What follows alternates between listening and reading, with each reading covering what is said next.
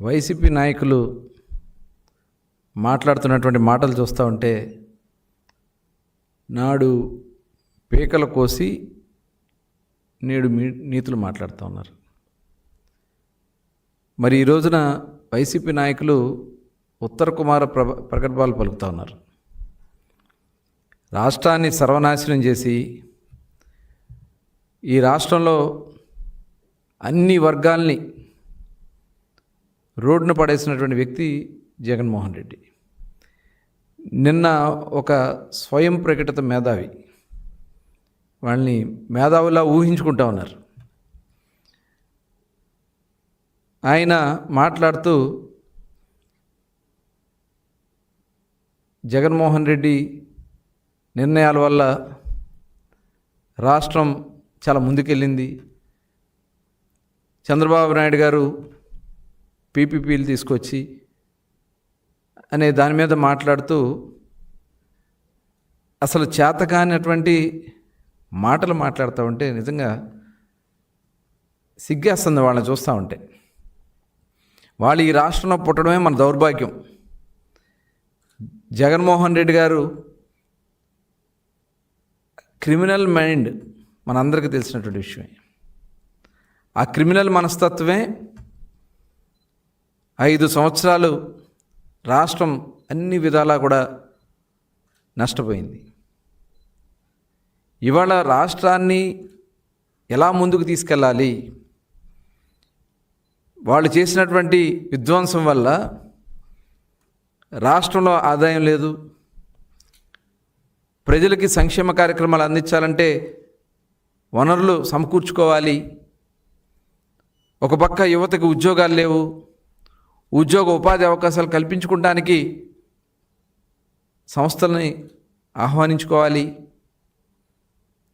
ఇవాళ ఇవన్నీ కూడా చేసుకుంటూ ఒక పక్క ప్రభుత్వ రంగ సంస్థలను కూడా ఇవాళ మొన్న ప్రభుత్వ రంగ సంస్థలో ఉన్నటువంటి భర్తీలన్నీ కూడా పూర్తి చేయడానికి మెగా డిఎస్సి కూడా కండక్ట్ చేసి దాదాపు 16,000 మందికి ఉద్యోగాలు ఇచ్చి, తర్వాత గ్రూప్ 1 గ్రూప్ 2 పోస్టులు తీపిచ్చి, అదే రంగా పోలీస్ కానిస్టేబుల్స్ పోస్టులు తీపిచ్చి ఇవాళ 1000 మందికి ఉద్యోగ ఉపాధి అవకాశాలు కల్పిస్తాం. ప్రైవేట్ రంగం ద్వారా లక్షలాది మందికి దగ్గర 6 లక్షల మందికి ఉద్యోగాలు కల్పించడం, 20 లక్షల మందికి ఉద్యోగాలు కల్పించాలనే లక్ష్యంతో ఇవాళ ఒక పక్క గౌరవ ముఖ్యమంత్రి చంద్రబాబు నాయుడు గారు, యువ నాయకుడు నారా లోకేష్ గారు, అలాగే ఉప ముఖ్యమంత్రి వర్యులు పవన్ కళ్యాణ్ గారు చేసినటువంటి కృషి ఇవాళ రాష్ట్ర ప్రజలందరూ కూడా గమనిస్తూ ఉన్నారు. ఇవన్నీ చూసిన తర్వాత వాళ్ళకి ఏం మాట్లాడాలో అర్థం కాక చంద్రబాబు నాయుడు గారి గురించి మాట్లాడుతూ ఉన్నారంటే నిజంగా ఇలాంటి వ్యక్తులు మన పుట్టడం మన దౌర్భాగ్యం, మన రాష్ట్రంలో రావడం దౌర్భాగ్యం. నిజంగా వాళ్ళు మేము ఒకటే అడుగుతా ఉన్నాం. ఇవాళ మీరు మెడికల్ కాలేజీలకి శ్రీకారం చుట్టింది అన్న ఎన్టీ రామారావు గారు. ఆనాడు మొట్టమొదటి ప్రభుత్వ మెడికల్ కాలేజీలో చదువుకునే అవకాశం కల్పించినటువంటి వ్యక్తి అన్న నందమూరి తారక రామారావు గారు. ఇది అందరికీ తెలిసినటువంటి విషయమే. తర్వాత రాష్ట్రంలో 22 మెడికల్ కాలేజీలని ఆనాడు చంద్రబాబు నాయుడు గారు ఏర్పాటు చేసి మన రాష్ట్రంలోనే మరి డాక్టర్స్ని తయారు చేసినటువంటి ఘనత ఈరోజు ఖచ్చితంగా మరి చంద్రబాబు నాయుడు గారు చేసినటువంటి కృషి. ఇవాళ మీరు చేసినటువంటి విధానం వల్ల ఎన్ని పేరుకి మెడికల్ కాలేజీలు ప్రారంభించామని చెప్పారు. కేంద్రం ఇచ్చిన నిధులు తప్ప ఒక్క పైసా మీరు ఖర్చు పెట్టారా? కేంద్రం ఇచ్చినటువంటి 1,500 కోట్ల తప్ప కనీసం ఒక్క పైసా కూడా మీరు ఖర్చు పెట్టకుండా 5 ఏళ్ళు అవన్నీ కూడా వదిలేసి ఇప్పుడు ఒక మంచి విధానంతో అవన్నీ కంప్లీట్ చేయాలి, ప్రజలకు అందుబాటులో తీసుకురావాలి, ప్రజలకి వైద్య సహాయం అందించాలి, ఎక్కువ మంది డాక్టర్స్ని మన రాష్ట్రం నుంచి తయారు చేయాలని చెప్పి ముఖ్యమంత్రి గారు ఆలోచన చేస్తూ ఉంటే ఇవాళ లేనిపోని మాటలు మాట్లాడుతూ రెచ్చగొట్టే కార్యక్రమాలు చేస్తూ ఉన్నారు. మీరు ఒకసారి గుర్తు చేసుకోండి, తిరుపతిలో బర్డ్స్, టీటీ క్యాన్సర్ ఇన్స్టిట్యూట్ లాంటి ఎన్నో సంస్థలకి మరి ఆనాడు చంద్రబాబు నాయుడు గారు శ్రీకారం చుట్టడం, అలాగే ప్రతిష్టాత్మకమైనటువంటి ఎయిమ్స్, ఇవాళ మంగళగిరిలో ఎయిమ్స్ వచ్చిందంటే అది గౌరవ ముఖ్యమంత్రి చంద్రబాబు నాయుడు గారు చేసినటువంటి కృషి. కనీసం ఆ ఎయిమ్స్కి దారి ఇవ్వలేకపోయారు మీరు. కనీసం వాళ్ళకి నీళ్లు కూడా ఇవ్వకుండా నానా ఇబ్బందులు పెడితే ఇవాళ కూటమి ప్రభుత్వం వచ్చిన వెంటనే వాళ్ళకి పైప్ లైన్ వేసి, కృష్ణానది నుంచి డైరెక్ట్గా పైప్ లైన్ వేసి నీళ్లు అందిస్తున్నటువంటి ఘనత ఇవాళ కూటమి ప్రభుత్వాన్ని. మరి ఇటువంటి ఒక కక్షపూరితమైనటువంటి కార్యక్రమాలు చేసింది మీరు.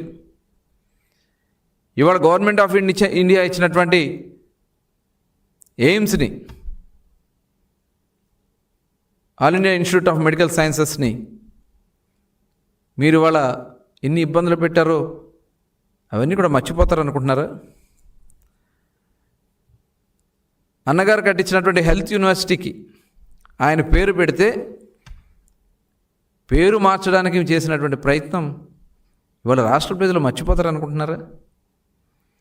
మీరు చేయలేదు, మీ చేత కాదు, చేసినాటికి పేర్లు మార్చుకోవాలని చెప్పి ఒక దుర్మార్గమైనటువంటి ఆలోచన చేసినటువంటి విషయాన్ని ఈ సందర్భంగా గుర్తు చేస్తూ ఉన్నా. ఇవాళ పేదలకి మరింత మెరుగైనటువంటి వైద్యం అందించాలి, ఈ మెడికల్ కాలేజెస్ అన్నిటిని కూడా కంప్లీట్ చేయాలి, దానికి ఇవాళ ప్రపంచం అంతా కూడా అవలంబిస్తున్నటువంటి విధానం ప్రైవేట్ పబ్లిక్ పార్ట్నర్షిప్. ప్రభుత్వ సంస్థ అది, ప్రైవేట్ వాళ్ళు దాన్ని ఆపరేట్ చేస్తారు. దాన్ని కూడా మీరు రాజకీయంగా మాట్లాడి అవి పూర్తి కాకుండా బెదిరించే కార్యక్రమాలు చేయటం నిజంగా చాలా సిగ్గుచేటు. ఇవాళ మెడికల్ కాలేజీలు పూర్తయితే ఒక పక్క విద్యార్థులు వస్తారు, ఇవాళ మంచి డాక్టర్స్ మన రాష్ట్రంలో తయారవుతారు, ప్రభుత్వం మీద ఒక పైసా కూడా భారం పడదు. ఇవాళ అవన్నీ కూడా కంప్లీట్ చేసుకుని పేదలకు వైద్యం అందించాలనే ఒక పవిత్ర లక్ష్యానికి తూట్లు పొడుస్తున్నటువంటి ఈ జగన్మోహన్ రెడ్డి లాంటి వ్యక్తుల్ని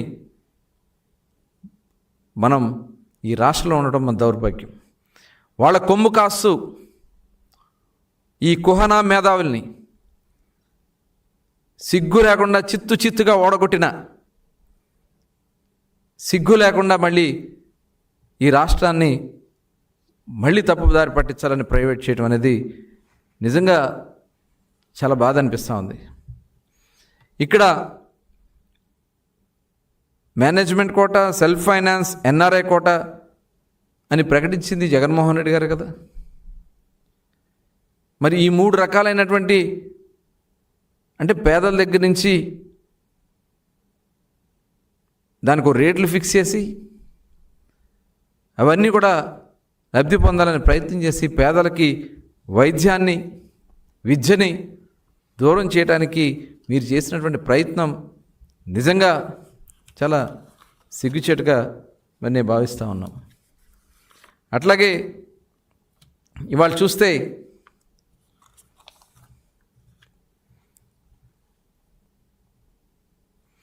నూట 7, 108, 113 జీవోలు తీసుకొచ్చి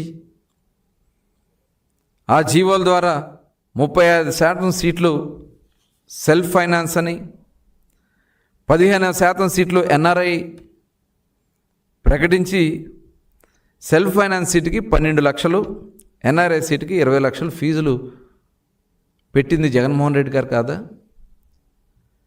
అంటే మరి ప్రభుత్వ కాలేజీల్లో కూడా మరి ఫీజులు కట్టాలని చెప్పి పెట్టినటువంటి వ్యక్తి జగన్మోహన్ రెడ్డి కాదా?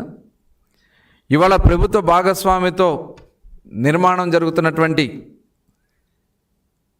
ఈ కాలేజీలని ఇవాళ ఈ జాప్యానికి కారణం జగన్మోహన్ రెడ్డి గారు కాదా? ఇవాళ ప్రపంచం మొత్తం మెచ్చినటువంటి విధానం పీపీపీ విధానం. ఇవాళ కేంద్రం కూడా ఒక కమిటీ వేసి ఆ కమిటీ ఇచ్చినటువంటి రిపోర్ట్లో పీపీపీ విధానం ద్వారా ప్రభుత్వానికి, ప్రజలకి ఎటువంటి ఇబ్బంది లేదు, ప్రజలకు సేవ అందుతుంది, ఈ విధానం మంచి విధానం అని చెప్పి ఇవాళ కేంద్ర ప్రభుత్వమే ప్రకటించినటువంటి విధానాన్ని ఇవాళ తప్పుపడతా ఉన్నారే. అంటే ఈ రాష్ట్రం బాగుపడటం మీకు ఇష్టం లేదు, ఈ రాష్ట్రంలో పేదలకి వైద్య విద్య అందించడం మీకు ఇష్టం లేదు, పేదలకి వైద్య సేవలు అందించడం మీకు ఇష్టం లేదు, కాబట్టే ఇలాంటి కార్యక్రమాలు మీరు చేస్తూ ఉన్నారు. ఇవాళ ప్రభుత్వం ఇవన్నీ కాడికి కంప్లీట్ చేస్తే రాబోయే సంవత్సరం నుంచి 2 సంవత్సరాల లోపు ఇవన్నీ కూడా పేదలకు అందుబాటులో వచ్చే విధంగా మరి కూటమి లక్ష్యంగా పెట్టుకున్నాం.